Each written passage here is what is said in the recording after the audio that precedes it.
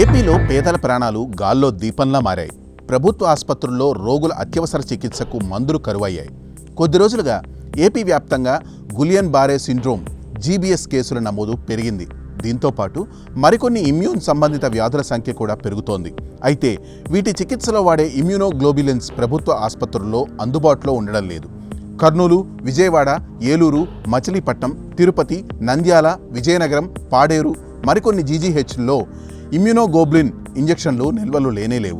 గత 5-6 నెలల నుంచి ఇదే పరిస్థితి నెలకొందని ఆయా ఆసుపత్రుల్లోని వైద్యాధికారులు చెప్తున్నారు. అటు ప్రతి 1000 మందిలో ఒకరు ఆటో ఇమ్యూన్ డిసీజెస్కు గురవుతున్నారని వైద్య వర్గాలు చెబుతున్నాయి.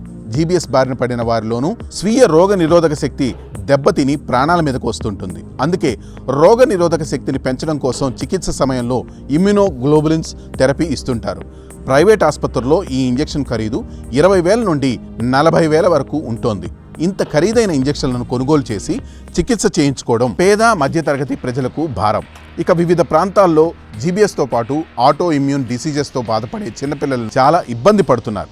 సంబంధిత ఆసుపత్రుల్లో ఇంజెక్షన్లు అందుబాటులో లేకపోవడంతో ఇతర ఆసుపత్రులకు పిల్లలను రెఫర్ చేస్తున్నారు. కేవలం ఈ కారణంతో గడిచిన 5-6 నెలలుగా అనేక కేసులను విజయవాడ, ఏలూరు, ఒంగోలు, నెల్లూరు, మచిలీపట్నం ఆసుపత్రుల నుండి గుంటూరు జీజీహెచ్కు రోగుల తాకిడి పెరిగినట్టు అర్థమవుతోంది. ఇక మెరుగైన వైద్యం కోసం కాకుండా కేవలం ఇంజెక్షన్లు, మందులు లేవన్న కారణంతో రోగులను ఒక ఆసుపత్రి నుండి మరో ఆసుపత్రికి రెఫరల్ పేరిట ప్రభుత్వమే బంతాట ఆడుతున్న దుస్థితి రాష్ట్రంలో నెలకొంది. దీంతో చికిత్సల్లో ఆలస్యం జరుగుతోంది.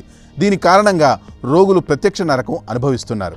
నిజానికి జీబీఎస్ వ్యాధి అంటువ్యాధి కాకపోయినా చికిత్స చాలా ఖరీదైంది. అందుకే ప్రజలు చాలా భయపడుతున్నారు.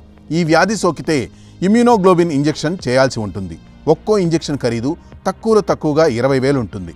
రోజుకి 5 ఇంజెక్షన్లు చేయాల్సి ఉంటుంది. ఇది 5 రోజుల పాటు కొనసాగాలి. అంటే రోజుకు ₹1,00,000 చొప్పున 5 లక్షల రూపాయలు ఖర్చు అవుతుంది. అందుకే ప్రభుత్వ ఆసుపత్రులకు బాధితులు క్యూ కడుతున్నారు. అక్కడేమో ఇంజెక్షన్ల కొరత వేధిస్తోంది.